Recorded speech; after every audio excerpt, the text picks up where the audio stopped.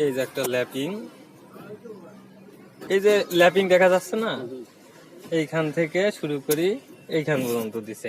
এটা হচ্ছে যত সুতা রড থাকবে তার 5 ইঞ্চি করে গুণন দিয়ে যা হবে, 5 ইঞ্চি করে গুণন দিয়ে যা হবে ততটুকু হচ্ছে এই রডের ল্যাপিং হবে। এই যে এতটুকু ল্যাপিং কয়, এই যে এখান থেকে এই পর্যন্ত যে রডটুকু বাড়তি এইটুকুই হচ্ছে ল্যাপিং, জোড়া দিছে।